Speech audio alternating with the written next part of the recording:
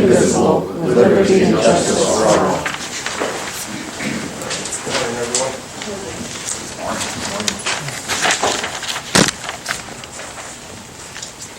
Today's prayer is about hope. Yeah. May the Lord show us the greatness of His goodness, and we overflow with thanks every day. May the Lord bless you abundantly with rest for the heart, power for virtue, wisdom for life, and patience in suffering. May the Lord bless you with joyful hope, and one day with the inexpressible joys of eternal life. Amen.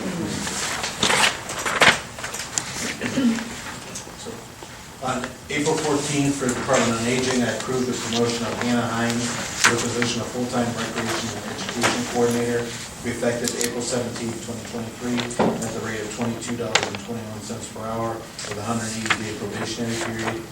For transit, approved and executed the Ohio Motor Fuel Tax Refund claim for transit buses for the period January 1st, 2023 through March 31st, 2023, in the amount of $3,862.60. It was $83.72 for diesel and $3,778.88 for gasoline. I concurred with the Bainbridge Township trustees in not requesting a hearing on the liquor license being requested by Sapphire Creek Operating Company, doing business as Sapphire Creek Winery and Gardens and Winery Building and Patio, located at 16965 Park Circle Drive, Chagrin Falls, Ohio. And I also concurred with Chester Township trustees in not requesting a hearing on the liquor license being requested by Tasty Times, doing business as Vino Type, located at 8389 Mayfield Road, Unit B3 and B4 in Chesterwood. Okay. Morning. Okay, today's financials include travel encumbrances from the Common Police Court to attend the Ohio Chief Probation Officers Association 2023 quarterly meeting, from the Engineer's Office to attend the County Engineers Association of Ohio Load Rating Training Workshop, and from JFS to attend the County Finance Information Systems Conference. Among the vouchers are $51,909.92 from the Commissioner's Office to the Ohio State University for the county's second quarter 2023 program support payment, $25,627.84 from Community Development to Kangas Realty Investors LLC for the Camp Omea Dakota Winterization Project, $22,980 from the engineers to Junction 2 of GMC Incorporated for a 2023 GMC Sierra 1500 four-wheel drive double cab pickup truck. And this is less the $23,000 trade-in of a 2018 GMC Sierra 2500 pickup truck. Finally, $91,601.97 from Water Resources to HDR Engineering Incorporated for design services related to the McFarland Wastewater Treatment Plant upgrade and renovation project. Very good. I'll make a motion on financials. Second. Commissioner Long? Yes. Commissioner DeWort? Yes. Commissioner Spillier? Right. Very good. Thank you. Yep. Morning, Rick. Morning. How are you? I'm well. In for your time. Yeah. Just a follow up on our conversation from last week on the grant for last year for the land acquisition. This is one and only request from me for that. Very good. All right. So this is the land acquisition. Okay, so move. Second. Commissioner Long? Yes. Commissioner DeWort? Yes. Commissioner Spillier? Thanks. Any additional questions or? Thank you for Appreciate it. Thanks. Keep up the good work. Hi, Roger. Good morning. Morning.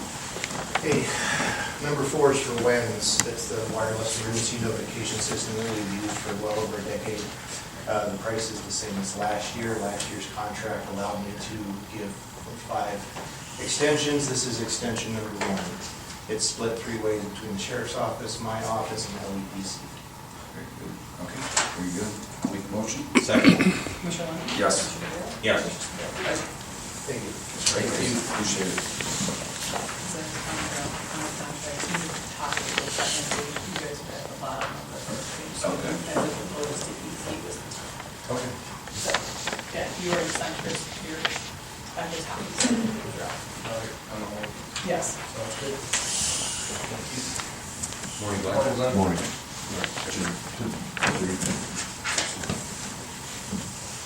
This is just a service contract for 2 years, not to exceed $40,000 if we have any masonry work or anything. Okay, and that would include the, say, the uptown courthouse, any of the older buildings, obviously, where the masonry's cracking. Yes, sir. And this is not to exceed for 2 years. Okay, so moved. Second? Commissioner Bowman? Yes. Commissioner Boyd? Yeah. Commissioner Spillier? Aye. Y'all have a good day. All right, okay.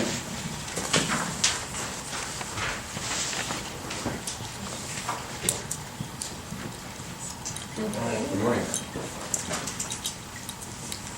This morning, we are requesting to execute the workers' compensation service agency agreement between Johnson County and Sedgwick Claims Management Services Incorporated for workers' compensation services for the period of May 1st, 23 through April 30th of 24, and $9,300. So moved. Second? Commissioner Bowman? Aye. Commissioner Boyd? Yes. Commissioner Spillier? And number 7 is our unemployment compensation service agency agreement with Sedgwick Claims Management Services Incorporated for unemployment services for the period of May 1st of 23 through April 30th of 24, in the amount of $1,205. So moved. Second? Commissioner Bowman? Yes. Commissioner Boyd? Yes. Commissioner Spillier? Thank you.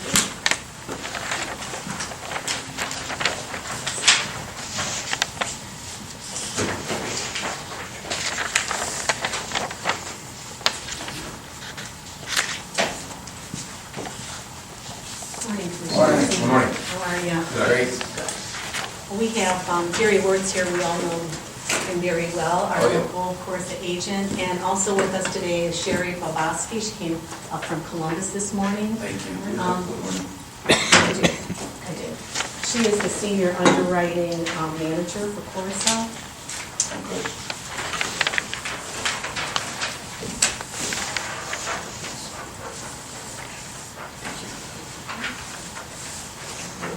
Good news regarding the renewal. This has been a very, very tough year in the insurance market. I don't know whether you're aware of that or not. Both public entities and municipalities.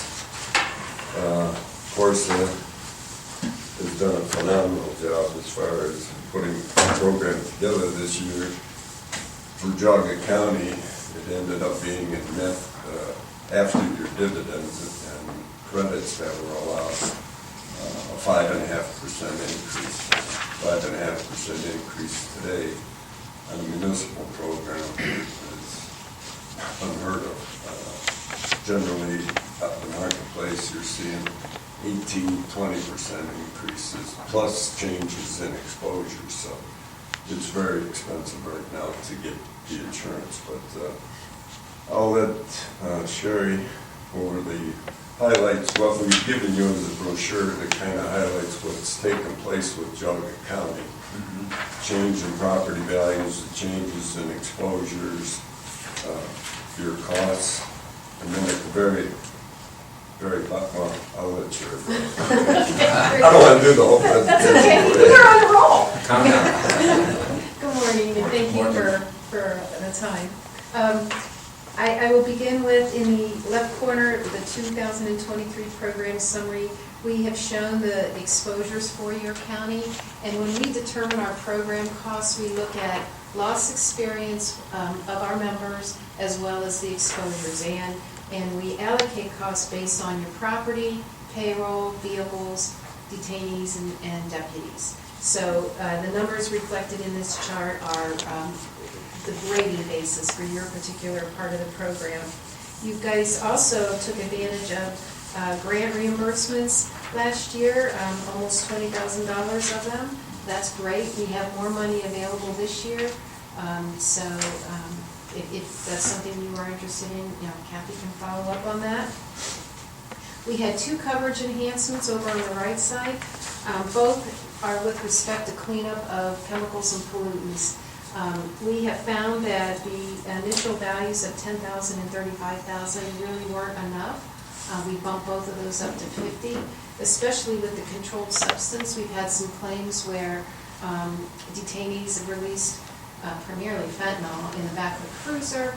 You know, cruisers cost more than $35,000 these days, so we bumped that coverage up. We also have had situations where it's inadvertently released within the holding area or intake area, and then the HVAC system, you know, absorbs the powder, and the whole thing has to be, excuse me, cleaned. So we just thought it would serve our members if we bump those limits up. So those were two positives this year. In the excuse me, in the middle section, it's just a graph showing the change in the property that Corsa as a program is covering. And, you know, 5 years ago, it was 12.5 million, just over 12, or billion with the B, just over 12.5, and now it's almost 16. And that's just an indication of a lot of things. Our members are purchasing buildings, they're building buildings, new buildings, and also just the cost of construction and labor and everything involved that goes into these numbers. So the property was a big driver of the Corsa increase this year, and as Gary had indicated, the reinsurance market is tightening over, so you know, we all felt that as well, especially in the area of property. At the bottom, we show excuse me, the program annualized, and then the current renewal or the upcoming renewal costs. When we refer to annualized, we talk about where our program is as of April 1st when we build a program for the upcoming year. And we do that because we want to compare on an apples-to-apples basis. I mean, we do not, as you make changes throughout the year, we typically do not bill our members for that. So we're looking at, okay, we gave you guys an invoice May 1 last year. You had all the changes that occurred throughout this year, and then we send you an invoice this year. And so we want our members to be aware of what the pricing in the current program year is based on the current exposures versus what it is this year. So that is what we mean by our annualized term. And you folks actually came in, as Gary indicated, less than our program overall increased 10%.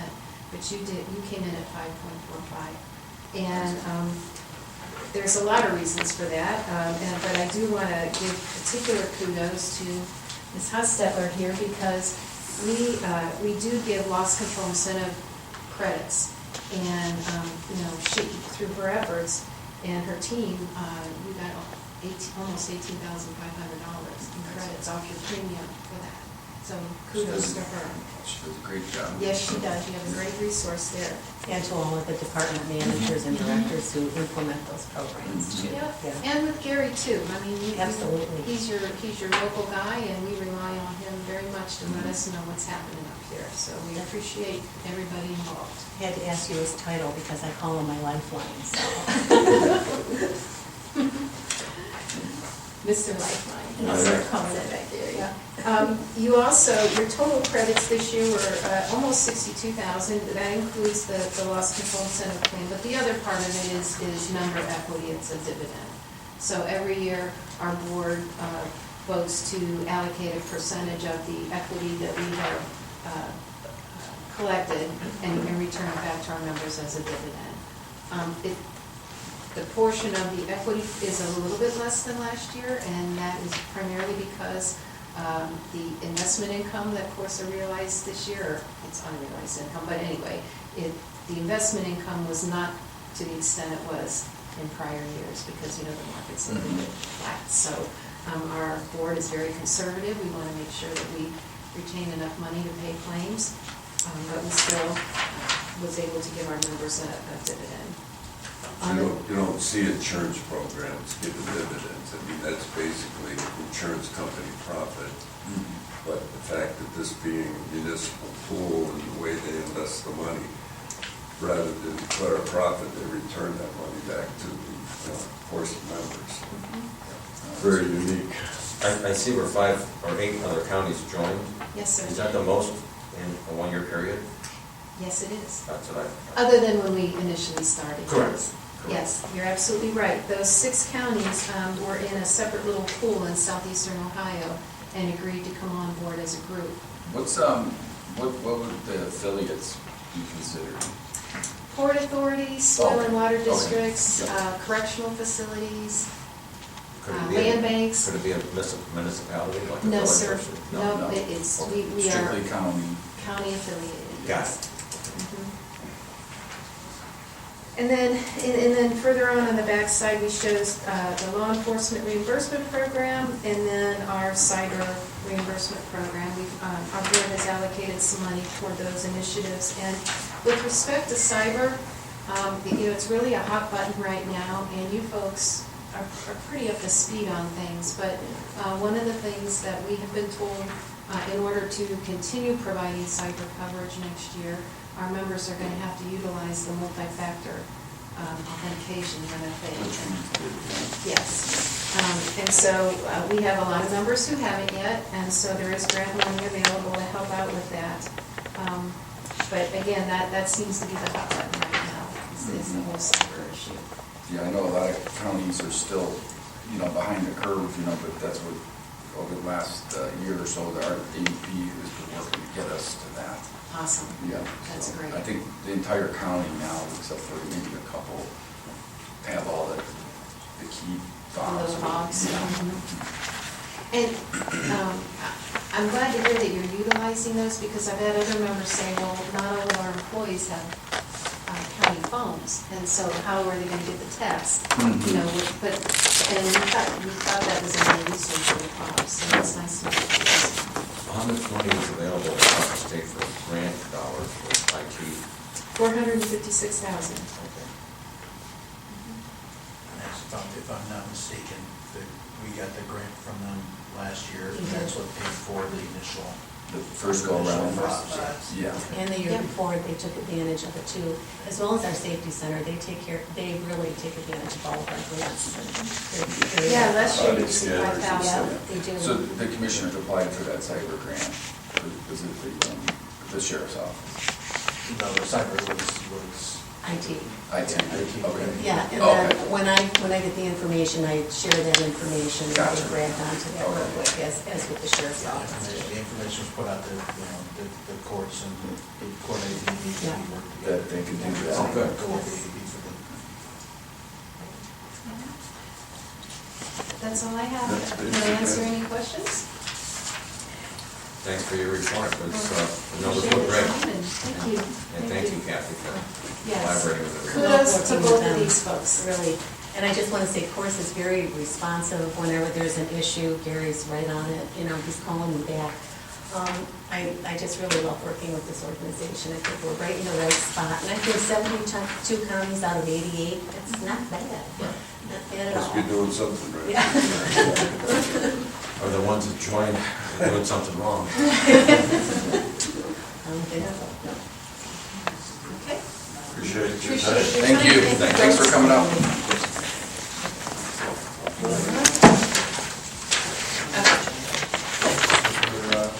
Excuse me. Hi. And here, Sherry, what is the last name? Saturday again? It's Oh, not Barbara. the line, not an I. Ah, oh, okay. I have I'll make the motion. Second. cyber. Yes. Yes. What are, And I'd like to make a motion that there's been applicants, applications taken for the library board, and I think there was 4, and I'd like to make a motion for Mr. Chris Miller to be on the library board. Okay, I'll second that. Okay, just so we know, this is going to fill the unexpired term for Larry Torak. Correct. Which is going to be at 2026. I just want to make sure that. Yes, Okay. that's the spot. Okay. This is, we're doing, he's the first one. And then when's the next one coming up? That is not until next, it's in 24. Oh, okay. Yeah, that's fine. Because there was some good applicants in that group. There was, I think, like I said, 4 of them. So Commissioner Lennon? Yes. Torak? Yes. Commissioner Spillier? Thank you. And we have Ms. Carol and Mr. Miller, and that's my go. Very good. I'm ready. Any questions or comments? Yes, ma'am. Is there time for public comment Sure. today? Okay, thank you. Good morning. Morning. I don't know if I need to state my name. I'm Yeah, Tiffany if you can, Broadbent. please. Yep. Okay, Tiffany Broadbent, I live in Newberry. My first time here, well, my second time here trying to comment. I need to bring up NOACA. I know nobody wants to talk about it. It's really important. And as a citizen and a voter here, I'm very concerned. I think we're in a position now, no matter how it started or what might have been good about NOACA to begin with, I think we're in a position where it's not going to be beneficial to us. And in fact, I think we're in a position where it's not ever going to be fair to us again. I'll be really brief. Two main reasons. One is there's an ideological capture going on there, and the other is the extreme imbalance in the board means that we can't surmount any bad ideas that come out of Cuyahoga. So ideologically speaking, obviously they've been on this big PR push to get us all on board with their climate agenda, and it's very specific to them, and it's not the only way to look at those issues. Their version of what causes it, what the data means, and especially their version of how to fix it and who can fix it, is really specific to them. Furthermore, it's not their purview at all to be talking about climate change. I mean, an MPO really is pretty narrow in what it's supposed to be doing. And I'm concerned that there's not enough pushback on the idea that climate change is something we should be talking about with them. I mean, the things that they seem to want to get into reach a level of governance that I would say is very intimate. And the things that impact our county intimately should be decided by you guys, right? Because we can reach you guys. So their climate change and their equity agenda are the two things that they're pushing. Now, in the context of an MPO, what does equity mean? To them, it means that our old ideas about fairness don't mean anything, right? They have a new definition of what that means. So we might rightly say, well, Geauga County put in so much in dues, and we've had these federal gas tax monies, earmarked from here, so we should get some value back that's sort of commensurate with what we contributed. That doesn't matter anymore when you're looking at it through an equity lens, because there's a debt owed, from our county to theirs, from certain demographics to other demographics, from rural to urban. I think they feel completely comfortable funding Cuyahoga County projects at the rural county's expense. And that brings me to the second point, which is the imbalance. So if the board were balanced, we would have a chance to kind of fight against bad ideas, right? You guys could go and politic and negotiate and all that, but you could be the biggest superstars of politics ever, and I just don't think you can surmount those odds. 3 on that board of, 48 who vote or something close to that? Even all the rural counties combined, I know you already know this, but even all the rural counties combined don't equal Cuyahoga's votes, and I just don't think they have any fidelity to our way of life here in Geauga. It disturbs me that Geauga County would be contributing to anything that is anti-rural or against our way of life here, and I do think that there is a definite push to sort of roll over an agricultural way of life in more rural counties, and I don't, there's an arrogance also evident in the way that they speak to us. I'm happy that we can speak to you guys about this today because they won't let us speak. They've actually shut people out of their meetings. And then the next meeting downtown, they had, their NOACA-friendly people pad the speakers list so no one else could speak. When they came to the library, it really was not an exchange of ideas at all. So is that my time being up? Sorry, I heard a ding. I don't want to go over time for you guys.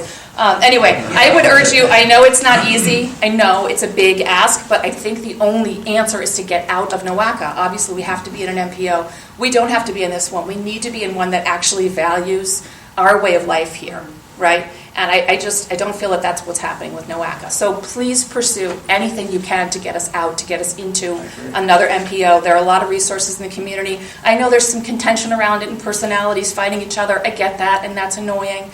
But, like I say to my kids, you may be fighting with each other, but there are good things to talk about underneath, all the bad feelings. And I really hope that you'll take advantage of those and help us find a better solution. Thank you. Thanks. I second that. I third that. Me too. Thank you. Do we have a vote? Can we have a vote? There's nothing to Truthfully, vote on. can we have a vote? Unfortunately, there's nothing for them to vote on, right, Jared? I mean, the imbalance on the board members has been discussed since I've been here. So we need to get out of it. Can we vote here, the people that are not the commissioners, the people here right now, can we vote here, all of us? I vote out of NOACA. Anybody want to vote with me? Well, that's not the Vote themselves. Nobody wants to vote with me. Any other questions or comments? Yes, Diane Jones, Auburn Township, and It was a fine presentation by the Corsa representatives. I did have a couple of questions regarding the cyber grant and the grant. Did I understand that as to be a refund or a rebate toward expenses, cyber expenses that were contributed by or endured by the county ADP or the IT group, or can there be a little bit more specifics about that? Because it was very vague coming down as to what constituted the cyber grant. So, It's a grant, I'll speak to it, but I'll ask you guys to correct me if I'm wrong. yeah, it's a but grant- Jerry, you it's a have to grant- speak up, It's a grant please. that Corsa puts out, that it's an option for people to apply for, to get funds back to the county for cybersecurity issues. The one we used it for last year was actually to purchase a two-factor, or multi-factor authentication. So people, you can't get, you have to be able to have access to two different ways of signing into their computers, so that nobody could get to it from outside. So it's a protection Hopefully, for the county. yeah. So it's part of the overall Corsa program is the grant, is It the looks like- overall grant program. It looks like the max is, it's saying $2,750 per member, max IT reimbursement. It could be for like firewall upgrade, dual factor authentication, endpoint detection, email upgrades, anti-phishing software, and that kind of stuff. Okay, would you repeat that number again for me, It please? says 2,750 max per member. Okay, so that's for property. That's for the reimbursement. program. Reimbursement of property, or does that involve intelligence or any kind of intellectual property as a result? I don't know. We can find out. It could be for any similar program for the security of the IT, the county's IT. Okay, not OT, but IT. IT, correct. Okay. Thank you. Question, is there a way to find out more detail about those types of grants? Where would we go to start researching this? We wanted to find out, for instance, if there are certain requirements the county must meet in order to qualify for the grants, those sorts of things. That one in particular, the cyber grant, where would we go to find out more about the eligibility requirements? Well, basically, when Corsa tells me what they're offering, I send out information to our county people, and people apply, and we send that to Corsa, and they decide which ones they want to give the money to. Gotcha. Is that information, is that publicly available, or does that just go to board members or council? It goes to directors in the county, managers, agencies, who are members of Corsa. So I think Who are the members of question is Corsa. what kind of strings are attached to some of these grants? Yes. Yeah, and I respect that. In this situation here, it's a little bit different with Corsa because they're basically, conglomerately with all the funds that come into the organization, then they basically earmark X number of dollars to go back to support the counties that they support. So some of the other grants, like the federal grants that you may be talking about, that you have to have, you gotta do this, and you gotta do this, and you gotta do this. Theirs is more compliance of just what you're requesting you need to do. Whereas I know what you're saying is some of the grants, and we've basically not entertained many of those just because of the strings that are attached is not the direction that we want to go to as a county. So, it's just, theirs is different than what you're probably, speaking on, as far as some of the strings that are attached to some of these grants are ridiculous to the point that it would cost you more to follow and comply with the grant than it is the money that you're getting for the grant. It's just, I just hate to say it, but it's so left-leaning sometimes with some of these grants that they just want to put, these programs out there just so that you do this, this, and this, and it's not even worth the time to manage it. So in this case, it's a totally separate deal with what we're dealing with Corsa. Thank you. Yeah, this is a consortium where Yes. everybody's a shareholder. Each county that they mentioned, all 72 counties, is a consortium. It's a team effort. So when there's dividends to pass out back, it's based on formula, and we get it back. There's grants available. Yeah, I mean, It's a good thing. Corsa has saved this county probably millions of dollars over the, last however long. And it's one of those cases where, banding together and circling wagons is better, I think, in pulling that. I know that there's been attempt, other counties going to strike out on their own, and they find out real fast that it's pretty dog world when you see the rates going up, 18-20%.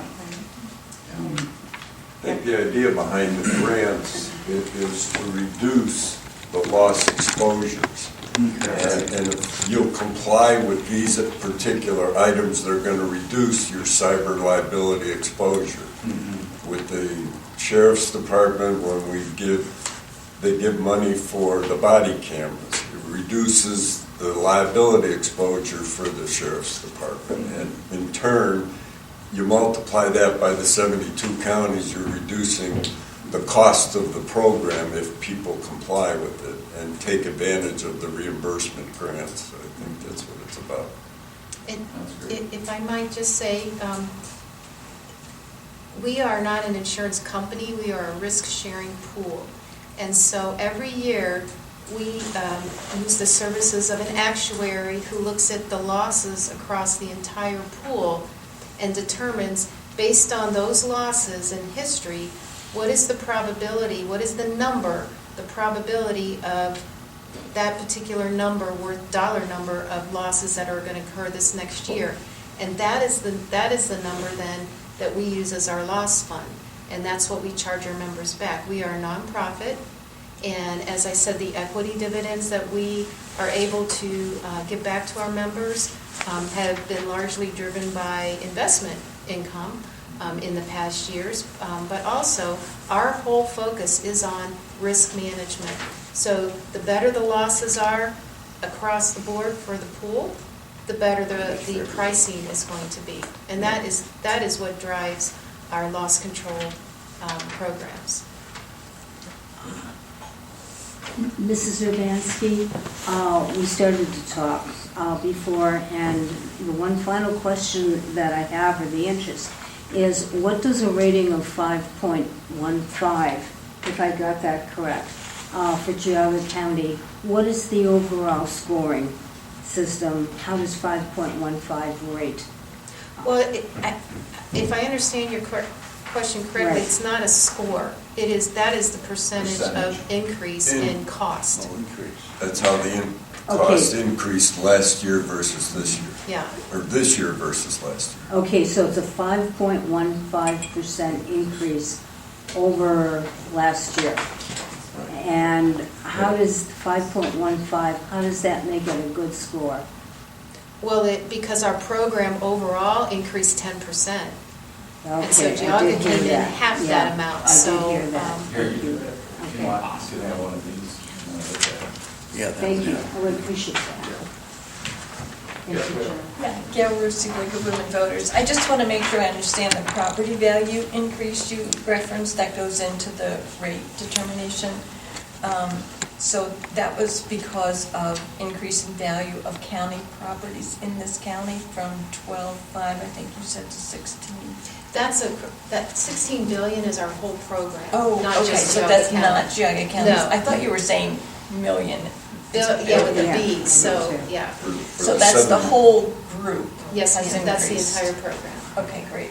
Thank you, I'm glad I would have had that. That so would be a wrong. lot of stuff in this county. Yeah, and CORSA stands for County Risk Sharing Authority, so that's what this is. Right, And it's their been here goal. for years and Right, years for and years and years. years. Yeah. And just like with our healthcare, and just like with our group retro for workers' comp, being in a pool is magnificent because you have a good year one year and then maybe one year you don't. And so it kind of washes. But with CORSA, like they were saying, the whole goal is risk management. So they aid the counties in offering free defensive driving courses. These grants that, we apply for and our agencies and departments can receive money. And so that, that's not burdened on the taxpayer. And that's what they do. They just help the counties try and prevent awareness, safety, all of that. So I feel that we are really fortunate to be a part of this pool. Thank you. I do. Thank you. Sir? Yeah, Chris Lucia of Pool Village. I just want to acknowledge and commend the board taking public comments and engaging with the public. I think that's one of the most important things that elected officials can do. It's not required by the law, which I disagree with, but since it's not required, you allow it, commend that. If I could agree with Mrs. Broadbent very briefly about NOACA. I've read the MPO policy manual put out by ODOT.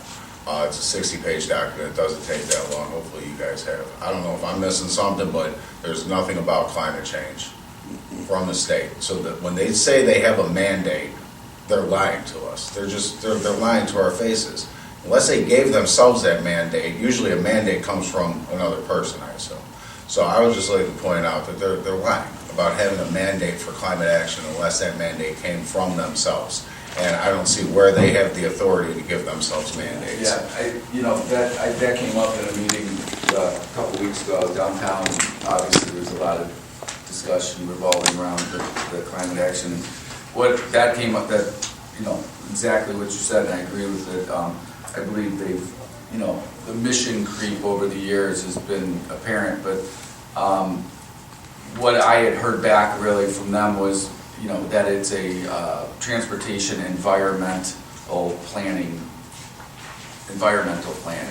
So, that's kind of what they're hanging their hat on, that to come up with this climate action plan. What everybody's racing to do is to try and polish up their presentation and get ready for these federal dollars, this infrastructure money that's coming down the line. So everybody's putting these climate action plans together so that they'll be able to, participate and receive that funding. So I think NOACA was caught off guard by the pushback that the public came back at them very quickly. I think they thought this was going to be a real quick one and done rubber stamp type thing to get this plan in place so then they could just go on with business. But I agree with a lot that was said today, but also listening to some of the other county commissioners across Northeast Ohio. There's some real concerns as to the implementation of this plan and where we're thinking of going, or do we even really want to go to net zero? What is net zero? Does that mean we're all like floating around on rainbows and unicorns? I don't know what that is. Yeah. I mean, is that attainable? I'm glad that there are people paying attention because, the last probably 6-7 years since I've been here, it's been a frustration of ours as a board, but I think on all type of different matters. I mean, they facilitate a lot of different federal mandates coming down the line. They're a conduit to the feds, I think, and it's not the only MPO that acts like that. I mean, there's other MPOs that strictly just kind of focus on the transportation, roads and bridges, and they deal with ODOT, and that's your gas taxes go back into the roads. But there has been a push, I think, towards some more of these, like the equity agenda, which I never quite understood, and still haven't been clearly defined to me what that is, and if that's even legal to base your outcomes on, racial makeups or whatever. I don't know. That would go against the 14th Amendment, I would think. But I believe you're going to see some more and more people standing up and really questioning the direction of NOACA. Thank you. Geauga County Veteran Services has a program tomorrow. Does anybody know about it? 3 to 6 here in this building on the first deck to help the veterans of the county come in and get information to help everybody doing their job. I think the Veteran Services should be given a shout out for the work that they do downstairs. I don't know how many veterans are here besides myself, but that starts at 3 o'clock, I think, tomorrow. 3 to 6 on the first deck, and it shows Jaga County is caring about the people that live here, and certainly the veterans. I think anybody would be welcome to come. I would hopefully, maybe one of you gentlemen could be there too, to see what Veteran Services is doing for the county. Thank you. There is about 10,000 veterans living in Jaga County, and my Rotary and things that I do work hand in hand with Michelle. Last year, we found out that a veteran in need needed a washer and a dryer. So we didn't want their name or anything, so I went to my Rotary Club through the Jeep Invasion. We bought a washing machine, and then Chardon VFW, with the help of Steve Olwich, they bought the dryer. And we got it at Blue Brothers, and they said, "Where's the address?" And I said, "Check with Michelle. I don't want to know the guy's name. I don't know his address. We just do things, and nobody has to know." So I'm with the veterans all the time. Good. Thank you. Deb, motion to adjourn? Second? All in favor? All right. And what time?